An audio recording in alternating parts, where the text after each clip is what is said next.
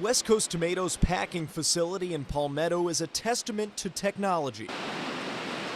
Giant computers sort tomatoes by size and color, then a series of arms and belts carry them to a box for shipping. But in the fields, tomato farming remains old-fashioned. The robots have not been developed to be able to reach in and pick the right tomato out and put them in a bucket. It's humans, immigrants to be exact, who help West Coast Tomato harvest between 100 and 125 million pounds of produce per year. A yield company president Bob Spencer says takes about 400 to 800 workers in the fields per day. It's the biggest variable in our business. We cannot plant or harvest without a tremendous amount of people to help us do that. Some come to the U.S. on temporary work visas, but many more are here illegally, moving from state to state with the seasons for daily work. But now some aren't showing up at all. People that are here working already are very nervous and uncertain about their future. President Donald Trump's crackdown on undocumented immigrants has many in the area afraid to leave their homes. La Primavera, a Hispanic market in Sarasota, estimates a 30% dip in their business since inauguration. It's a challenge because we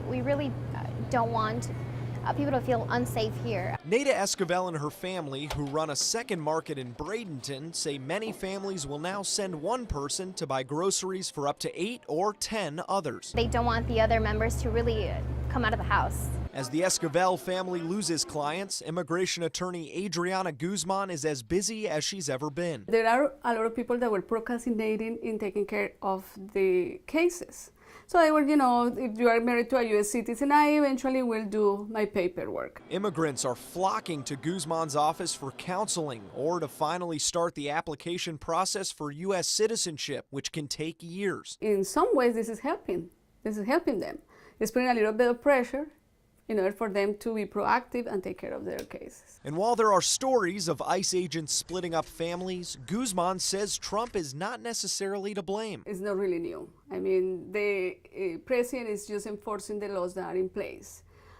But however, he is a little bit more proactive than the past administration. According to Customs and Border Protection, illegal crossings along Mexico's border have dropped nearly 40% since January. But it was the last administration, led by President Barack Obama, who deported more immigrants than any other in U.S. history, which is why a labor shortage is nothing new for farms like West Coast Tomato. As we have had fewer workers and harvesters coming through Mexico, we've seen more Haitians working in our fields, and that population has grown to probably where it today might be 30 to 50% of our workforce. The plea from those like Spencer to lawmakers in D.C. is to focus on guest worker visas along with enforcement, a program that won't secure citizenship but would secure the future of agriculture. These people coming in through this guest worker program would not be taking jobs away from Americans. They're really